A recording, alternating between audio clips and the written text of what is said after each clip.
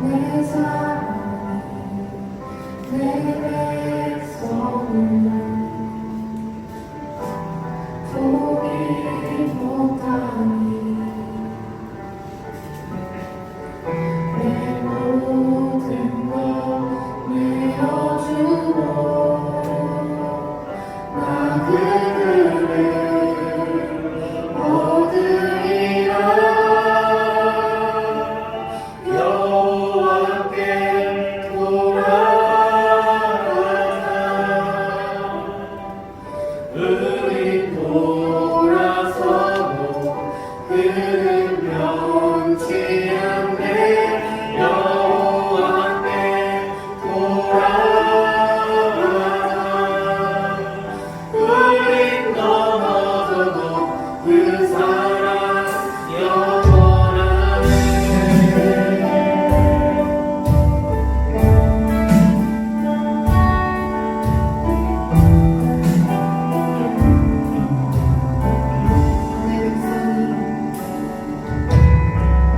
내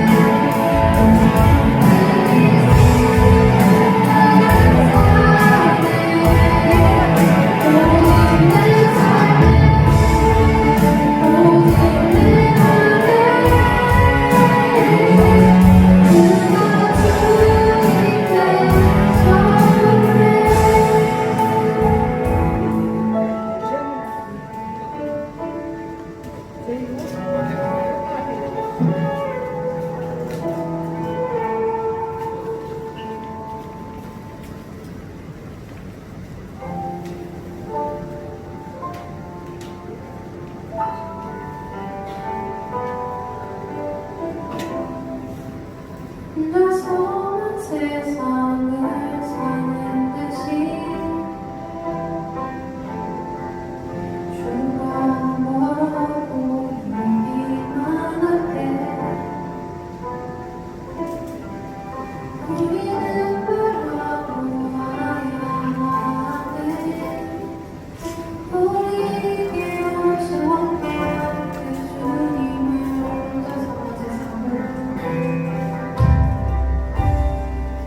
혼자서만 세상을 사는 듯이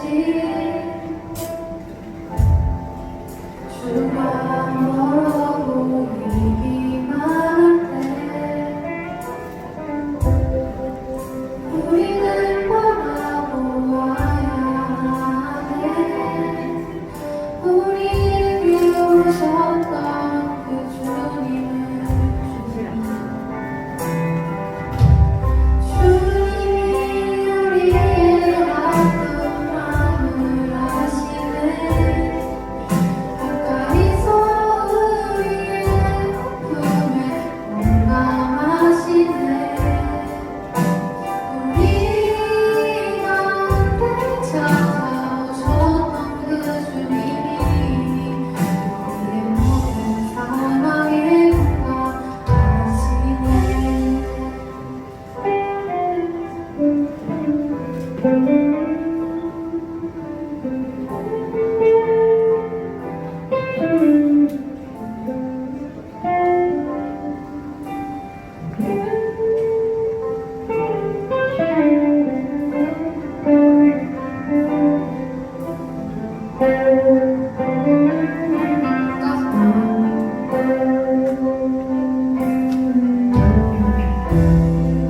혼자서만 세상을 사는 듯이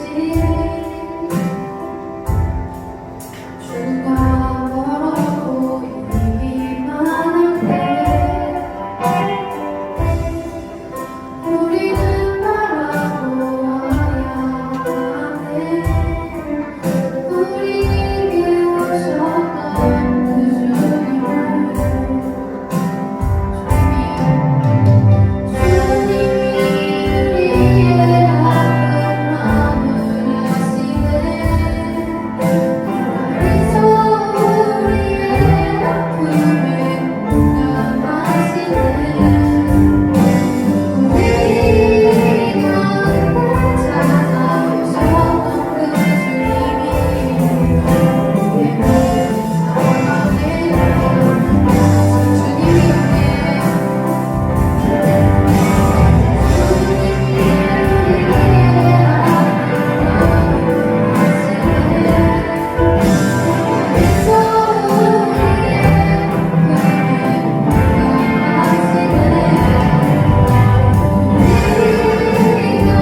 가운데 찾아오셨던 그 주님이 우리의 모든 상황에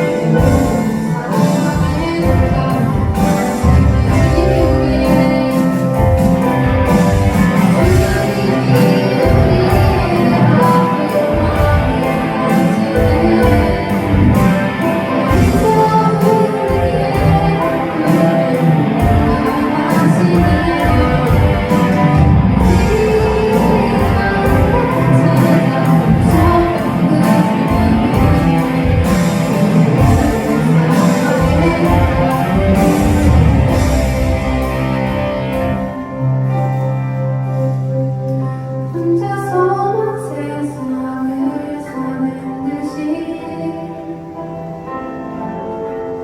주가 멀어고 일이 많은데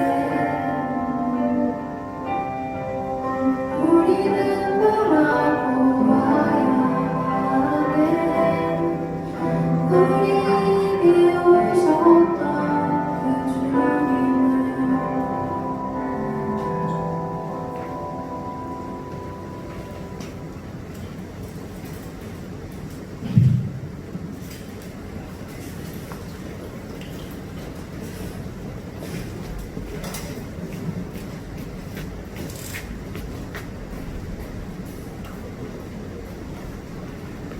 기도했습니다.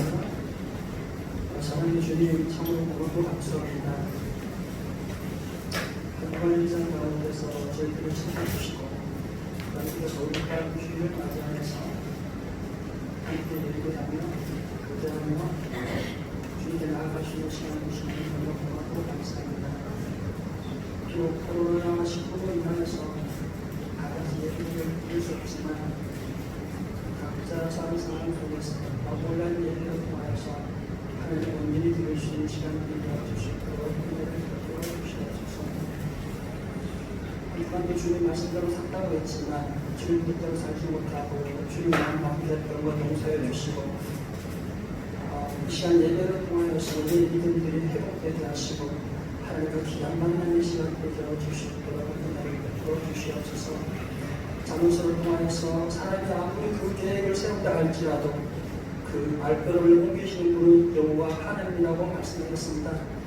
우리의 계획들이 우리가 주인이 되어지지 않도록 도와주시고 우리의 삶에 우리 뜻대로 우리 계획대로 되어지지 않는다 할지라도 선하신 그 하나님을 바라보며 믿음으로 걸어갈 수 있는 우리 중고 모든 학생들과 선생님이 되어주실도록 은혜를 베풀어 주시옵소서. 우리 중등부 학생들에게 하나님을 허락하여 주시옵소서. 사춘기라서 감정이 아주 예민하고 또는 충동적이고 가시관이 아직까지 미성숙이라서 여러 가지로 힘들고 거부할 때가 너무나 많이 있습니다. 주님 이들에게 힘을 허락하여 주시고 선하게 인도하시는 그 하나님을 믿으며 이 청소년기 때 주님과 동행하며 살아갈 수 있는 학생들이 되어주시도록 주님 은총을 베풀어 주시옵소서. 오늘도 귀한 말씀을 듣는 시간입니다. 말씀을 전하시는 우리 전도사님이나 또 듣는 우리 모두들이 같은 은혜가 있게 하여 주시고 말씀을 듣는 것으로만 끝나는 것이 아니라 하나님 말씀대로 조금이라도 실천하며 준행하며 그렇게 연습하고 흡연할 수 있는 그래서 예수 그리스도의 성품을 조금씩 닮아갈 수 있는 우리 중등부가 될 수 있도록 축복하여 주시옵소서. 감사하며 예수 이름으로 기도했습니다.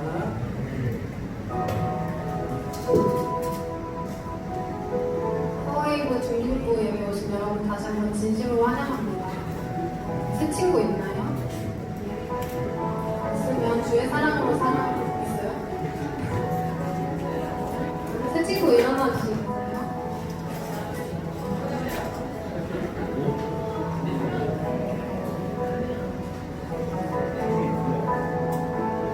새 친구 바라보면서 주의 사랑으로 살아갑니다. 주의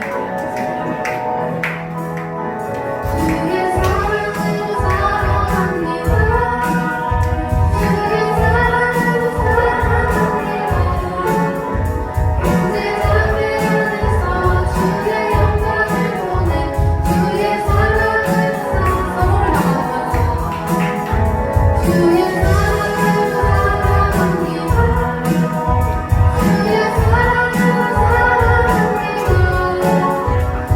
내 맘에 안에서 주의 영광을 보내 주의 사랑으로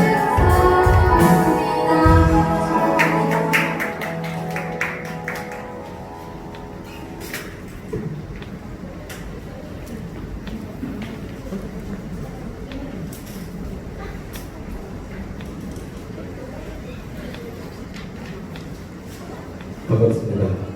오늘 이 시간은 원래 전선으로 올라오는 시간이 있는데요. 특별히 제가 오늘 특별한 순서를 맡아서 올라왔습니다. 다른 게 아니고요. 그동안 우리 중등부에서 아름답게 그리고 헌신적으로 함께 사역해 해주신 우리 여유미 선생님, 찬양인도로 섞어주셨던 우리 여유미 선생님이 이사를 가게 됐어요. 그래서 대전을 벗어난 먼 곳으로 갔습니다. 경기도 쪽으로 이사를 가게 돼서 그쪽 다시 여기 대전원들교회에 올 수 없는 형편이 돼서 오늘 마지막으로 여유미 선생님 파송하려고 합니다. 함께 축복하고 기도하고 파송하는 시간을 가지려고 하는데요. 마지막으로 여유미 선생님 인사 말씀 한번 드려야 되지 않겠습니까? 그래서 여유미 선생님 오셔서 함께 인사 말씀과 그리고 기도 제목을 함께 나누는 시간을 가지려고 합니다. 여유미 선생님 올라오실 때 큰 박수로 환영합니다. 여유미 선생님. 안녕하세요.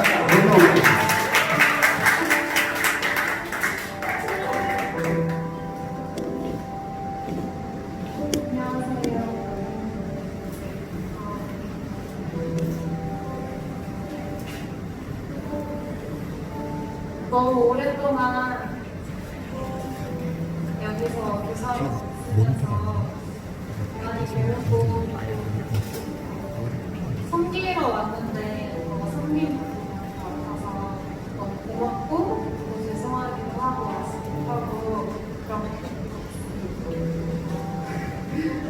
너무 먼저 우리 반 친구들한테 미리 말해줘서 너무 미안하고 그리고 예배 친구들한테도 너무 고맙고 사랑한다고 얘기하고 싶고 선생님들 너무 그동안 잘 섬겨주시고 도와주셔서 진짜 너무 감사합니다. 제 기도 제목은요, 제 새로운 곳으로 가게 돼서 좀 낯설고 환경에도 좀 적응해야 되고 하는데 제가 대전을 떠나고 싶지 않은 그런 마음들이 있어서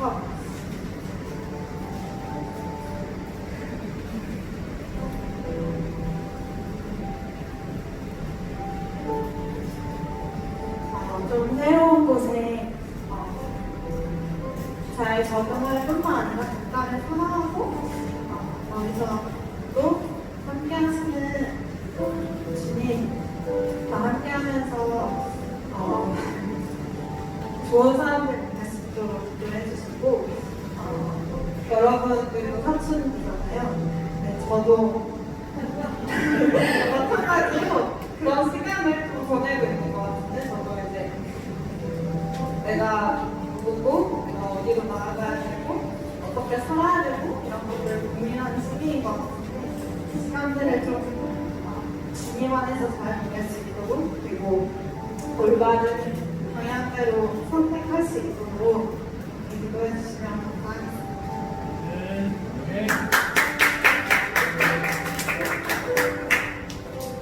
네, 제가 전자님의 대표로 기도하고 우리 여인도 선생님 활동하도록 하겠습니다. 살아계신 아버지 하나님, 그동안 우리 중등부에서 함께 고생하고 섬기며 아름다운 하신의 모습을 보여주었던 우리 여인도 선생님을 타성합니다. 하나님, 지금 우리 아이들과 헤어지는 것이 가슴 아프고 마음이 아프지만 하나님께서 또 새로운 곳으로 인도하여 주시고 성령께서 이끄실 줄로 믿습니다. 여인도 선생님 언제 어디서 무엇을 하든지 그가 가는 곳마다 예수 그리스도의 피가 넘쳐나게 하여 주시고 하나님의 영광이 드러나는 우리 여인의 선생님의 삶이 될 수 있도록 주님 축복하여 주시옵소서. 믿음의 동역자들을 만나게 하여 주시고 그들과 함께 또다시 아름다운 하나님의 나라를 만들어갈 수 있는 믿음의 한 걸음 한 걸음 걸어갈 수 있도록 주님 인도하여 주시옵소서. 우리 신실하신 하나님께서 우리 여인 선생님을 꼭 붙들고 이끄시고 이끌어가신다라고 하는 그 놀라운 사실을 잊지 않고 언제나 믿음으로 평강 가운데 평안한 가운데 믿음의 걸음을 걸어갈 수 있도록 주님 축복하여 주시옵소서. 그렇게 하신 주님을 찬양하며 살아계신 예수 그리스도 이름으로 기도드립니다. 아멘. 우리 박수로 찬양하겠습니다.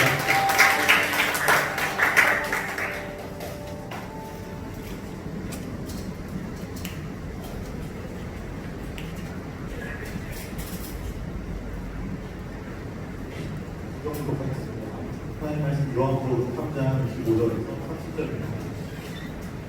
요한복음 3장 25절에서 30절 제가 한 절 읽고 여러분들이 한 절 읽고 어떤 30절을 읽겠습니다. 요한의 제자들 중 몇 사람과 어떤 유대 사람 사이에 종교 의식과 관련해 논쟁이 붙었습니다. 요한의 제자들이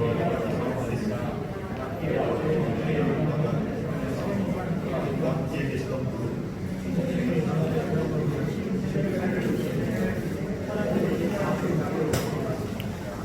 이 말에 요한이 대답했습니다. 하늘에서 주시지 않으면 사람은 아무것도 얻을 수 없다.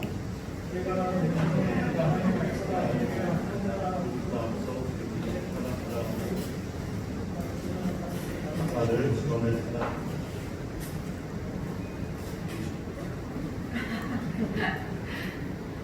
18절, 18절 다시 읽을게요.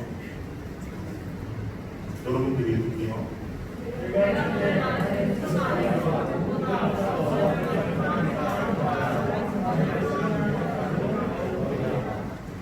신부를 얻은 자는 신랑이다. 그러나 신랑이 신부는 신랑을 기다렸다가 신랑의 음성을 들으면 그 음성으로 인해 매우 기뻐한다.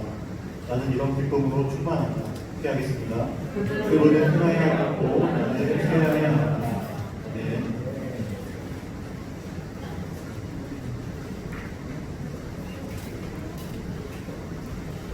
기도하고 하나님의 말씀 듣도록 하겠습니다. 살아계신 아버지 하나님, 거룩한 주일 아버지 앞에 나와 예배합니다. 하나님, 주의 말씀을 듣기를 원합니다. 깨닫게 하여 주시고 알게 하여 주시고 말씀의 사람으로 성령의 사람으로 주님 기뻐하시는 모습으로 성장해 나아갈 수 있도록 주님 축복하여 주시옵소서. 여기까지 주님을 찬양하며 살아계신 예수 그리스도의 이름으로 기도드립니다. 아멘. 네, 반갑습니다.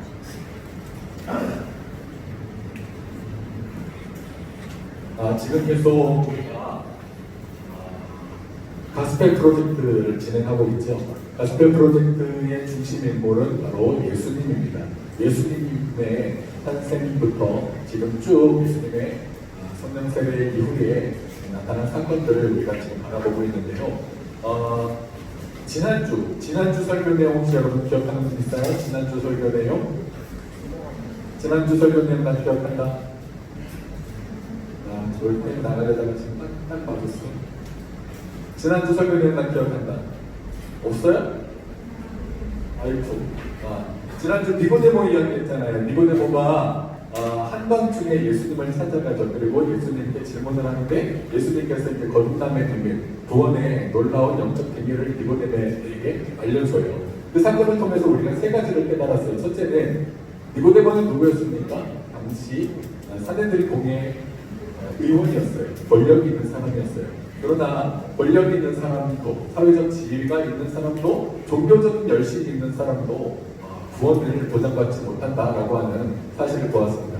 그렇다면 하나님 나라의 구원은 무엇인가? 니고데모가 예수님께 질문할 때 하나님 나라 뭐라고 했습니까? 하나님 나라는 어떤 장소적인 개념, 천국, 죽어서 가는 어떤 그런 개념이 아니라고 했어요. 하나님 나라는 하나님의 통치를 받는 삶, 그 삶이 곧 하나님의 나라, 구원의 삶이라고 배웠습니다. 그 구원의 삶을 사는 것은 거듭남이 있지 않고서는 불가능하다라고 하는 것까지 배웠어요. 그 거듭남이란 무엇인가? 나의 죄성을 버리고 예수 그리스도께, 하나님께 나의 통치를 맡기는 것. 그러니까 나의 주인은 내가 아니라 하나님이다라고 하는 사실, 그것이 바로 거듭남이었어요. 마지막으로, 그런데 이 니고데모에게 예수님께서 계속 거듭남에 대해서, 구원에 대해서, 놀라운 영적 비밀에 대해서 설명을 지속적으로 반복해서 설명하는데 이 니고데모는 알아듣지를 못해요. 깨닫지를 못하게 되는 거죠. 이 깨달음, 거듭남의 깨달음은 무엇을 통해서만 가능하다고 지난주에 배웠습니까? 네, 성령을 통해서만 가능하다라고 배웠습니다. 그래서 우리가 어떤 사람이 되어야 하는, 성령의 사람이 되어야 된다라고 하는 것이 지난주에 말씀의 핵심 주제였어요. 정리가 좀 되는 것 같아? 네, 지난주의 내용이었어요. 그러면 오늘은 어떤 사건인가? 오늘 본문에 등장하는 사건은요, 니고데모와 예수님과의 그 대화 이후의 사건이에요. 예수님께서 니고데모에게 그 물과 세례로 거듭남을 통해서 구원, 하나님 나라의 놀라운 영적 비밀을 이야기하고 알려주고, 예수님은 이제 세례를 베푸는 현장에서 열심히 사역을 하고 계십니다. 그런데 이때 예수님은 열심히 사역하시는데 또 다른 곳에서 누가 또 열심히 세례를 베푸냐 하면 누구? 세례 요한. 세례 요한도 역시 마찬가지로 열심히 세례를 베풀고 있어요. 그런데 각자가 지금 세례를 베풀고 천국복음 하나님 나라의 복음을 증거하고 있는데 이때 문제가 생겨요. 어떤 문제가 생기냐 하면 25절 말씀에 그 문제가 등장합니다. 25절 말씀을 함께 읽을 텐데요. 잠깐 넘겨주시겠어요? 하나만. 네, 함께 읽겠습니다. 시작! 요한의 제자들 중 몇 사람과 어떤 유대 사람 사이에 정결 의식과 관련된 논쟁이 붙었습니다. 예. 예수님도 세례를 베풀고 있습니다. 또 다른 편에서는 요한도 세례를 베풀고 있습니다. 그런데 이때 요한의 제자들이 논쟁이 붙은 거예요. 어떤 논쟁이 붙은 거냐면 예수님도 세례를 베풀고 있고 요한도 세례를 베풀고 있는데 누가 진짜냐? 라고 하는 거예요. 누가 원조냐? 라고 하는 겁니다. 여러분 혹시 여러분 떡볶이 좋아해요? 안 좋아해요? 전도사님은 일산에 살잖아요. 전도사님이 여러분 나이 때 살던 곳이 어디였냐면 왕십리였습니다. 서울 왕십리. 왕십리에서 한 2점포 정도 옆으로 가면 서울에 아주 유명한 떡볶이 거리가 있어요. 선생님들 혹시 아세요? 정답! 신당동 떡볶이 거리. 신당동 떡볶이 거리. 그 신당동 떡볶이 거리가 어떻게 생겼냐 하면 이렇게 생겼습니다. 여기 보면요, 거리가 온통 다 떡볶이 집이에요. 그런데 이 떡볶이 집의 문제. 여기서 가장 유명하고 오래됐고 정말로 TV 방송에도 여러 번 등장했던 떡볶이 가게가 있어요. 그 가게가 어떤 가게냐면, 죄송합니다. 이거 여기 뒤에 안 넘어갑니다. 다음 넘겨주세요. 예. 마봉님 떡볶이. 여러분 혹시 마봉님 떡볶이 모르죠? 선생님들은 알 겁니다. 그냥 들으세요. 몰라도 들으세요. 신당동에 가면 가장 유명한 떡볶이집 마봉님 떡볶이. 그런데 이 마봉님 떡볶이 바로 옆에 뭐라고 써 있습니까? 원조 1호라고 써 있어요. 원조 1호. 그러니까 신당동 떡볶이집 가서 우리가 맛있는 데 가서 처음 찾는 곳이 어디냐? 원조가 어디냐? 이걸 찾는 것 아니겠어요? 마봉님 떡볶이집 딱 가서 원조를 찾았는데 바로 앞에 딱 보니까 또다시 뭐가 있냐면 다음 화면 또다시 원조래. 여기도 원조고 저기도 원조래. 그럼 도대체 누가 원조라는 말인가? 라고 하는 사건이 바로 오늘 세례 요한과 예수님 사이에, 제자들 사이에서 지금 벌어지고 있는 사건입니다. 여기 지금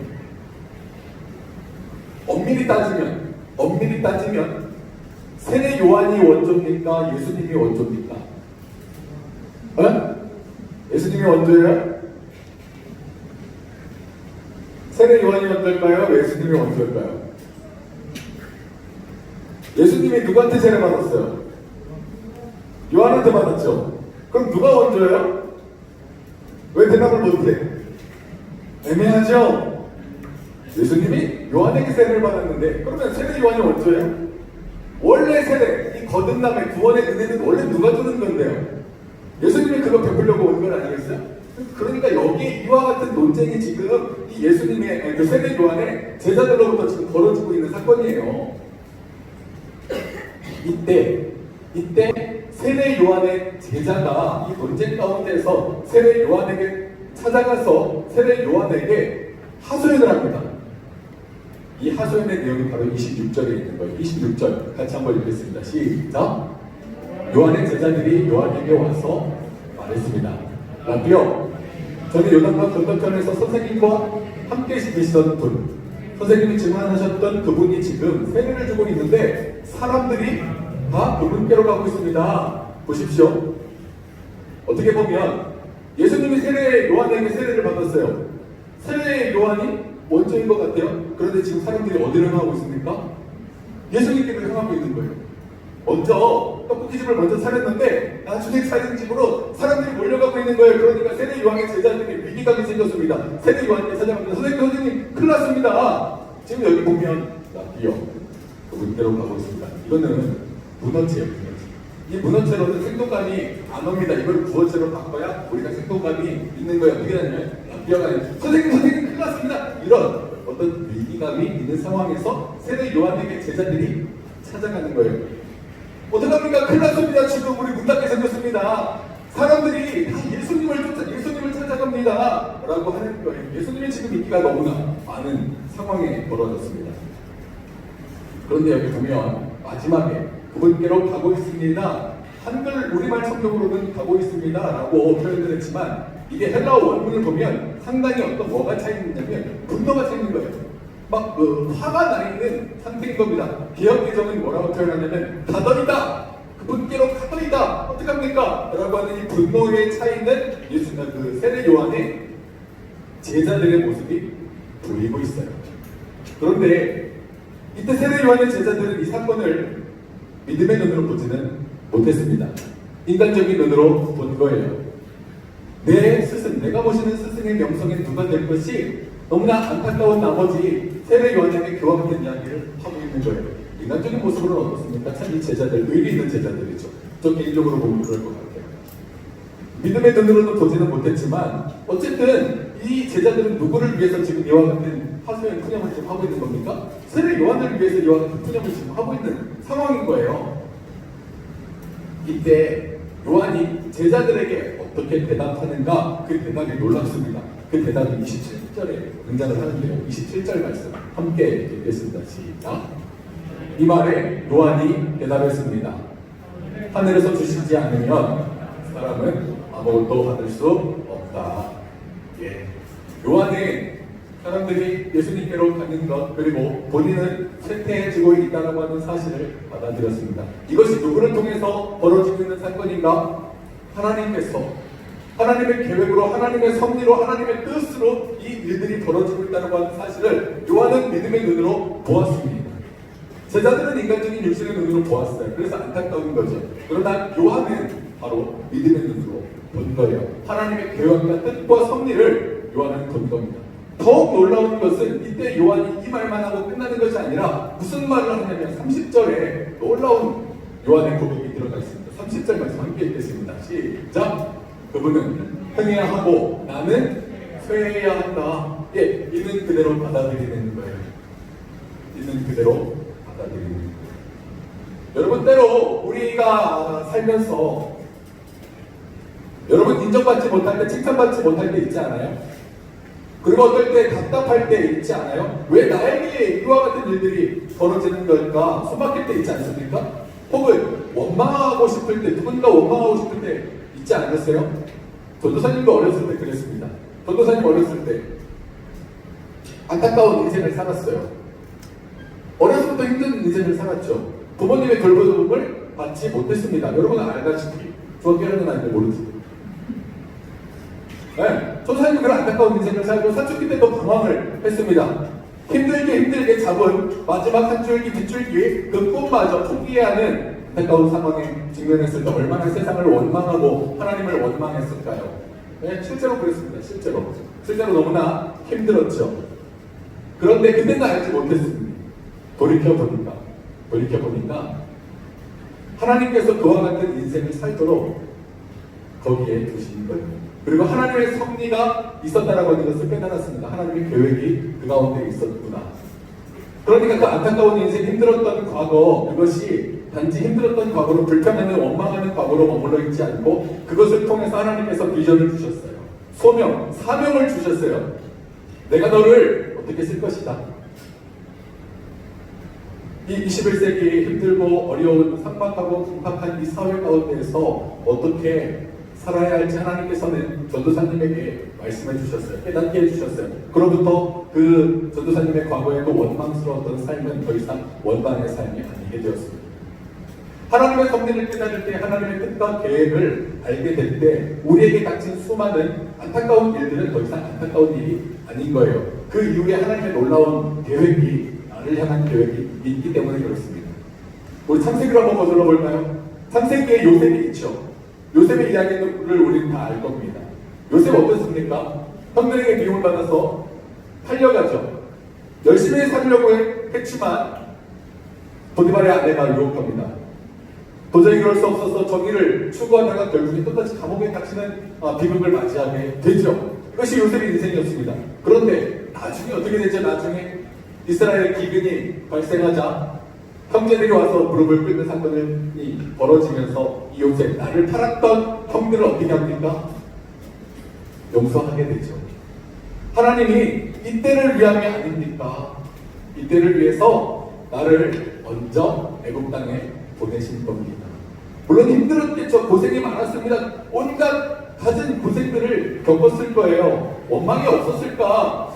정말 없었을까? 그런데 이후에 돌이켜보니 하나님의 뜻과 계획과 섭리를 깨닫고 아니까 그 모든 고통이 원망이 불평이 감사로 그리고 사명으로 그렇게 돌아오게 되는 거예요. 우리는 오늘 우리에게 힘든 일들을 만날 때 이것을 하나님의 관점으로 바라보면 나를 언제나 신실하게 이끌어주시고 바라보시는 그 하나님의 눈동자를 바라보면 힘들 필요 없는 거예요. 원망할 필요 없는 겁니다. 왜냐하면 지금은 힘들지만 분명히 하나님께서 나를 불어서 쓰실 거기 때문에 그런 겁니다. 여러분 혹시 여러분의 인생 가운데 여러분의 오늘의 삶 가운데 답답한 일 있으세요?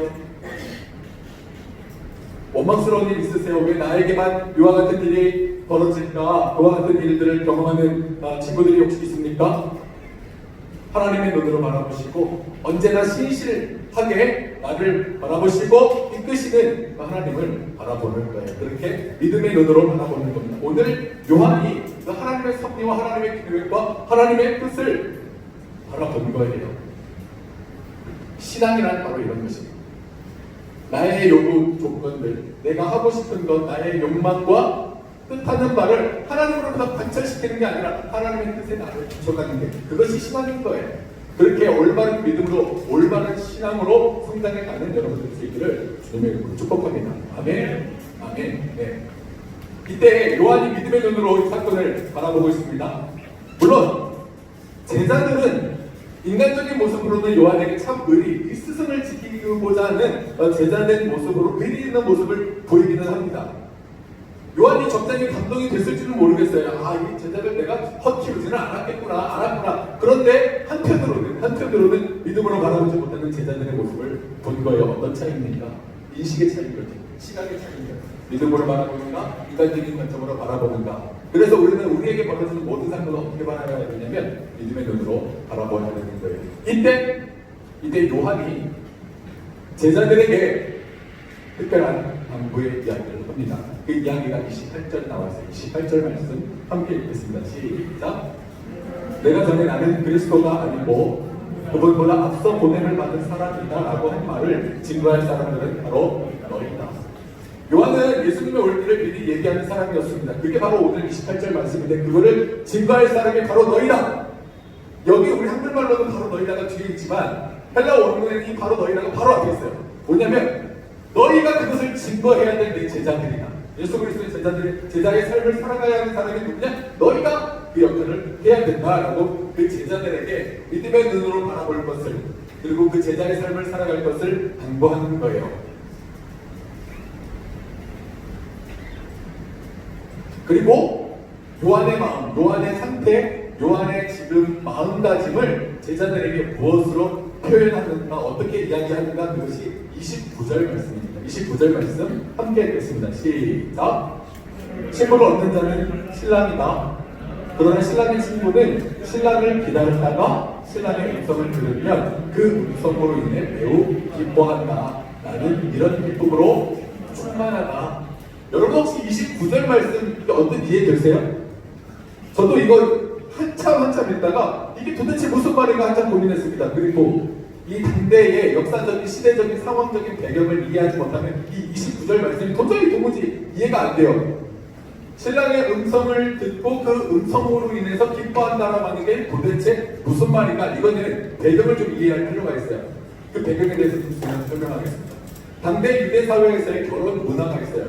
근데 결혼 문화는 좀 독특합니다. 어떻게 독특하냐면 이 결혼은 두 번 치르는데 첫 번째는 정혼을 해요. 혼인. 약혼을 하는 거죠. 어디서 약혼을 하냐면 신부의 집에서 약혼을 합니다. 법적으로는 이미 부부 관계예요. 그런데 실질적으로는 함께 살지 않아요. 부부 관계를 맺을 수 없는 상황입니다. 여기서 약혼을 하고 정혼을 하고 이 신랑은 신부를 놓고 신부 집에 놓고 신랑 본인의 아버지 집으로 돌아갑니다. 이렇게 돌아갈 때 내가 다시 오겠다. 1년 뒤에 다시 오겠다라고 하는 이야기를 건네고 돌아가는 거예요. 이 상황이 어떤 상황이냐면 마리아와 요셉이 약혼해서 이 성령으로 이제 예수님이 잉태됐을 그 상황이에요. 지금 1년이 지금 떨어져 있는 상황이에요. 부부관계를 맺을 수 없는 그런 상황이에요. 이때 신랑이 신랑집으로 돌아가요. 이 신랑은 신랑집으로 돌아가서 1년 동안 뭘 하냐면 아버지의 지도 분석하에 신혼집을 지어요. 통통통통 뚝딱뚝딱 해서 신혼집을 만듭니다. 그런데 내가 그 신랑이 이 신부한테 언제 가서 우리 결혼합시다 라고 하는지는 이 신랑도 알지 못해요. 누구만 아냐면 신랑의 아버지만 알아요. 이 아버지가 지도하에 집을 짓잖아요. 집을 다 어느 정도 완성이 되었을 그 즈음에 신랑에게 이야기합니다. 얘야, 이제 집이 거의 다 완성이 되어가는구나. 네 신부를 데려오너라 라고 아버지가 이야기를 할 때 이 신랑은 신부한테 가서 신부를 데려올 수 있는데, 이때 누가 가냐면 신랑의 친구들이에요. 우리나라도 보통 이제 본격적으로 결혼할 때 그런 문화 있잖아요. 함사세가면서 함 가지고 가잖아요. 그런 것처럼 친구들이 신부의 집에 가서 이 신부를 존중하게 모셔서 신랑의 집으로 내려갑니다. 그때부터 이제 본격적으로 결혼 파티가, 잔치가 이제 막 벌어지는 거예요. 이때 잔치가 언제까지 벌어지냐면 계속 벌어지는, 잠깐 우리나라는 그냥 1시간 뭐 이렇게 결혼 예식하고 끝나잖아요. 그렇잖아요. 하루 종일 벌어지고 그날 저녁에 이제 대망의 시간, 신랑과 신부가 이제 첫날 밤을 보내는 첫날 밤을 딱 보내러 들어갔을 그때 신랑의 친구들은 뭐 하냐면 집에 돌아가지 않고 계속 잔치를 벌이는 거예요. 결혼 파티를 하게 됩니다. 그리고 나서 아침이 밝았어요. 아침이 밝은 상태에서 신랑이 이제 문을 열고 나옵니다. 이때 나올 때 신랑이 친구들에게 뭐라고 이야기하냐면, 내 아내는 정절을 지킨 여인이었다라고 이야기를 할 때 그 소식이 기쁜 소식, 복음이 돼서 친구들은 그 소식을 듣고, 야, 우리 친구의 아내가 정절을 지킨 정절한 여자였어 라고 하면서 온 동네에 떠들고 다니는 거예요. 이게 유대 당시의 사회 결혼 문화였어요. 이 배경을 바탕으로 이 29절 한번 보겠습니다. 29절 다시 한번 읽을게요. 시작. 신부를 얻는 자는 신랑이다. 그러나 신랑의 친구는 신랑을 기다렸다가 신랑의 음성을 들으면 그 음성으로 인해 매우 기뻐한다. 나는 이런 기쁨으로 충만하다. 보십시오. 여기 보면 신랑을 기다렸다가 신랑의 음성을 듣는 그 신랑의 친구들은 뭐예요? 밤새 기다린 거죠. 그리고 아침을 맞았을 때 신랑이 나와서 내 아내는 정절했다 라고 하는 이야기를 듣고 친구들이 기뻐하는 모습이 바로 29절 이 내용이에요. 그러면 여기서 신랑의 친구들이 누굽니까? 이 신랑의 친구들을 히브리어로 뭐라고 하냐면 쇼셉이라고 해요. 이 쇼셉은 신랑의 친구들. 이 친구 신랑이 아닙니다. 신랑의 그 복음으로 인해서 기뻐하는 그 요한. 모세도 쇼셉, 바울도 쇼셉. 하나님 예수 그리스도께 인도하는 그 역할을 하는 사람, 친구 쇼셉. 요한은 그 역할이 나의 역할이다라고 하는 것을 본인이 알게 된 거예요. 그렇게 하고 나서 마지막으로 뭐라고 고백을 합니까? 37절. 그는 흥해야 되겠고 나는 쇠해야 된다 라고 하는 거예요.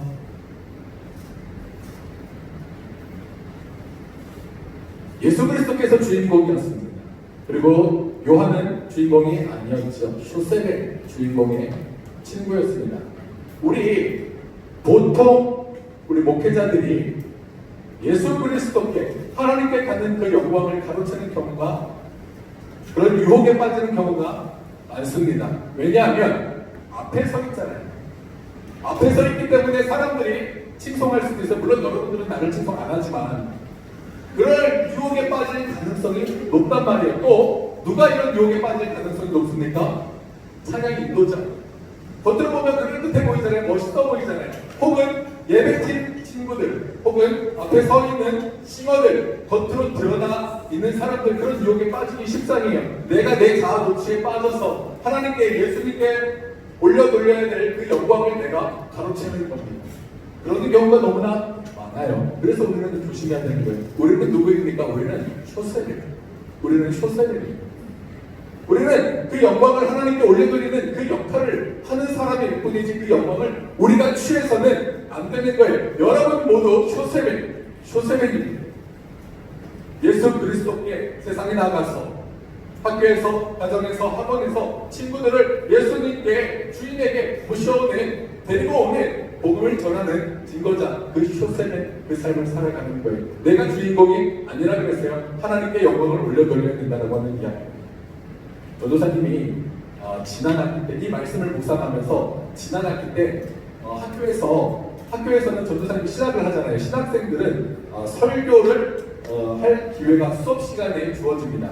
그러니까 전도사들을 대상으로 교수님과 대상으로 설교를 하게 되는 거예요. 얼마나 떨렸겠습니까? 설교 중에 가장 어려운 설교, 힘든 설교가 또 어떤 설교인 줄 아세요? 목회자들 대상으로 설교하는 설교가 제일 힘든 거예요. 그런데 전사님이 얼마나 떨렸겠어요. 그런데 그 설교를 원고를 차근차근 준비하고 설교를 했지요. 최선을 다해서 했습니다. 기도하고 했습니다. 그러고 나서 이제 우리 전도사님은 교육받는, 수련하는 그 과정에 있는 사람이잖아요. 그래서 교수님의 지도를 받게 돼요. 교수님이 피드백을 해주게 됩니다. 이때 전도사님이 받은 피드백, 감사하게도 이 교수님이 전도사님에게 뭐라고 이야기했냐면, 전도사님은 호소력이 있어서 사람들을 설득하게 하는 은사가 있는 것 같습니다.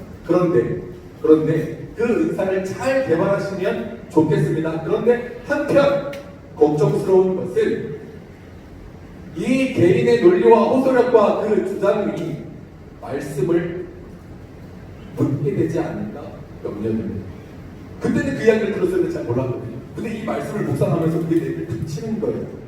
우리 목회자들은 말씀의 본문, 말씀의 메시지가 드러나도록 해야 되지 우리가 드러나서는 안 된다라고 하는 지적을 교수님께서 해주셨어요. 바로 그거죠. 우리 인간의 모습으로는 우리가 드러나기를 원하지만 우리는 뒤안길로 가는 거예요. 무엇이 드러나야 되냐면 말씀이 드러나야 되고 메시지가 드러나야 되고 하나님의 영광만이 오직 드러나는 거예요. 교회 역사를 살펴보면 중세에 교회가 암흑기에 있었을 때가 있었습니다. 로마 카톨릭이 타락했을 때 참 교회는 힘들었고 암흑기였습니다. 이들이 왜 타락했는가? 이들의 타락의 핵심은 화면 한번 던져주시겠어요? 어떤 타락이냐면 돈과 명예와 권력의 타락이었어요. 우리가 지지난주에 말씀을 배울 때 예수님께서 광야에서 시험을 당하십니다. 돈과 명예와 권력. 이 로마 카톨릭은 면벌부, 면죄부를 돈 주고 판매합니다.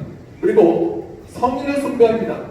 성인에게 기도해요. 사람을 성인화합니다. 우상화하게 되는 거예요. 그 명예에 이 사람들은 넘어갑니다.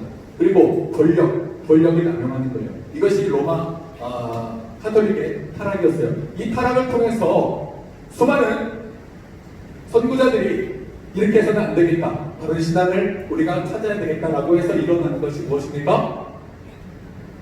사실은 배우잖아. 종교개혁. 그 종교개혁 주인공 아는 사람 다음 화면. 네, 여러분 잘 알고 있죠? 루터, 쯔윙글리, 칼빈. 이 전에도 더 앞서서도 위클리프라고 하는 사람, 그리고 발도라고 하는 사람, 더 많은 사람들이 있었어요. 핵심적인 루터, 쯔윙글리, 칼빈, 이들이 외친 게 바로 무엇이냐면 5대 솔라. 다음 넘어갑니다. 5대 솔라. 오직 성경, 오직 그리스도, 오직 은혜, 오직 믿음, 오직 하나님께 영광. 이것이 바로 5대 솔라입니다. 다른 것 빠지지 말자.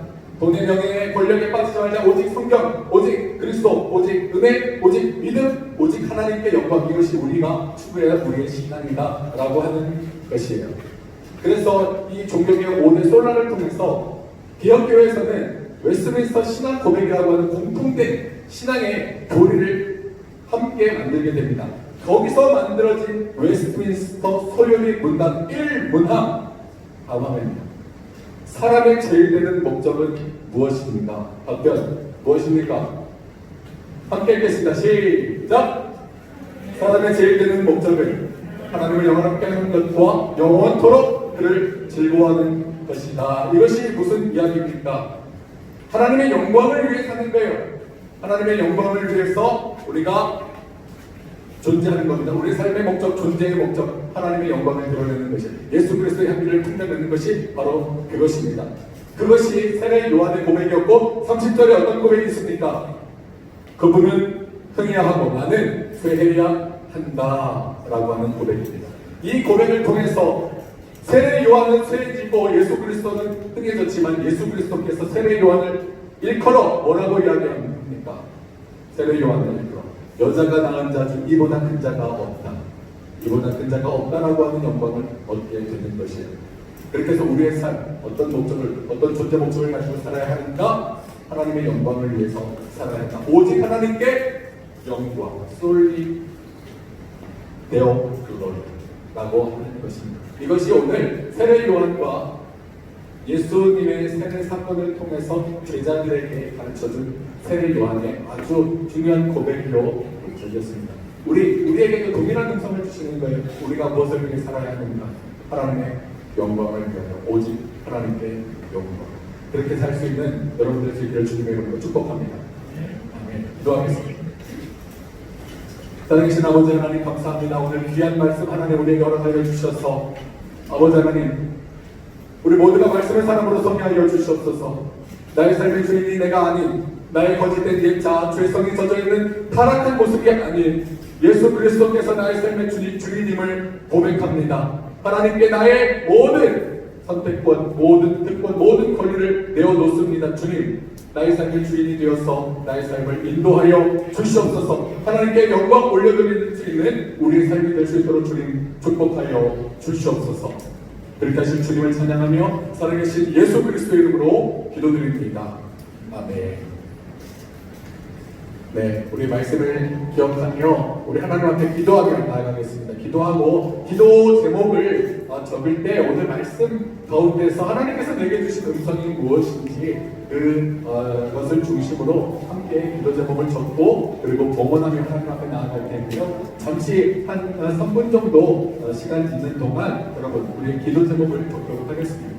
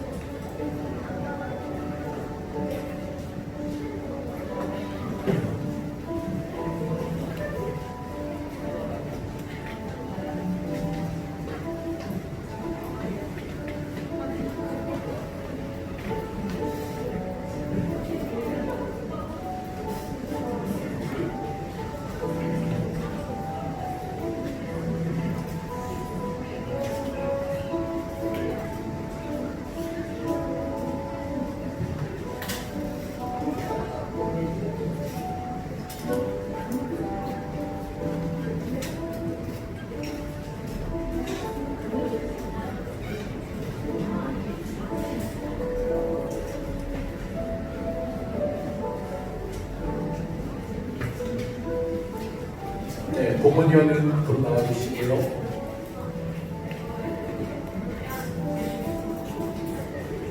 네, 우리 다 같이 일어서서 하나님 앞에 봉헌하며 나아가겠습니다.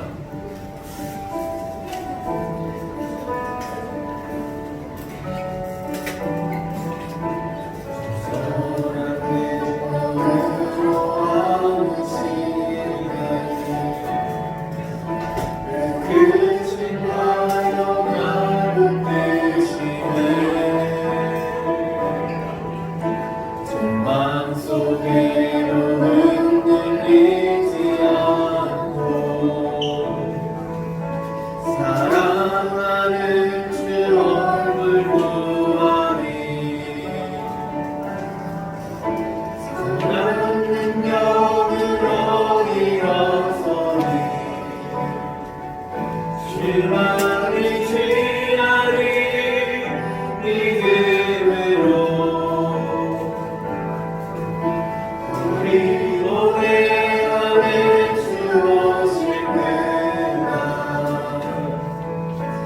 영광의 새날을 맞이하리 선한 능력으로 일어서리 주만을 취하리 믿음으로 우리 몸에 안에 주 오실 그날 영광의 새날을 맞이하리 영광의 새날을 맞이하리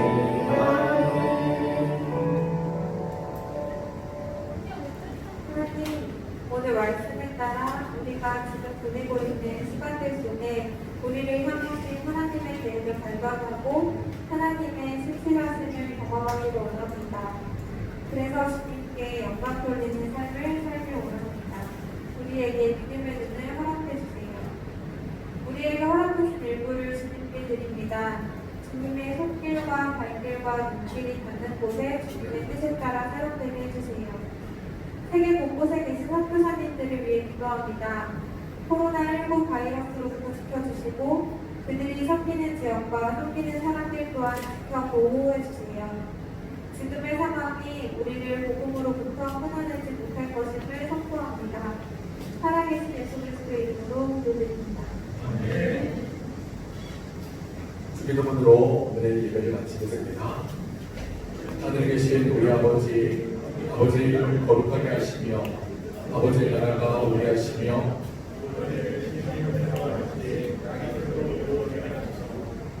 오늘 우리에게 이러한 양식을 주시고 우리가 우리에게 잘못한 사람을 용서하여 준 것 같이 우리의 죄를 용서하여 주시고 우리를 시험에 빠지지 않게 하시고 악에서 구하소서. 나라와 권능과 영광이 영원히 아버지의 것입니다. 아멘. 네, 오늘 예배를 마칩니다.